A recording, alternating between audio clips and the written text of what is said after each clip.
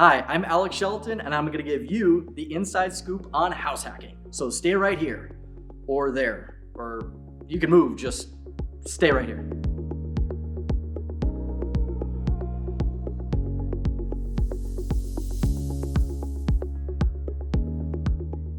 I'm very excited to share with you the benefits of house hacking through my personal experience. So first, what is house hacking? Well, I can tell you it doesn't include Hugh Jackman or 10 different monitors or a spinning office chair, so you can get that image out of your head. House hacking, put simply, is purchasing a 2 to 4 unit residential home as a primary residence with an FHA loan, which requires as little as 3.5% down.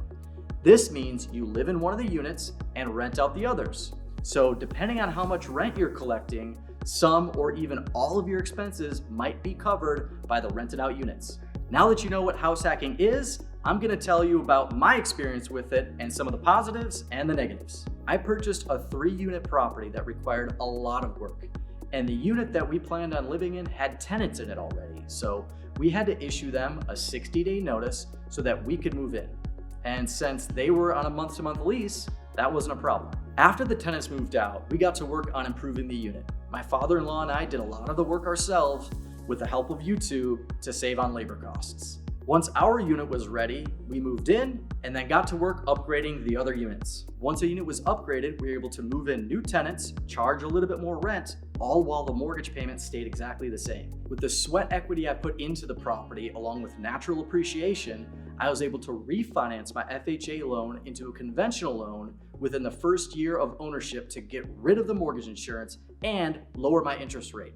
This allowed me to make more of a profit every single month. Being a landlord isn't always rainbows and sunshine. If you manage the property yourself, it can be very time consuming.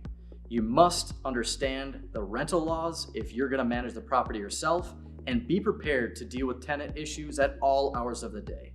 On top of that, the property doesn't care if it's a holiday or 2 o'clock in the morning. So when a maintenance emergency arises, you need to handle it and handle it quickly. So the main positive in purchasing my first home this way is that I now have passive income.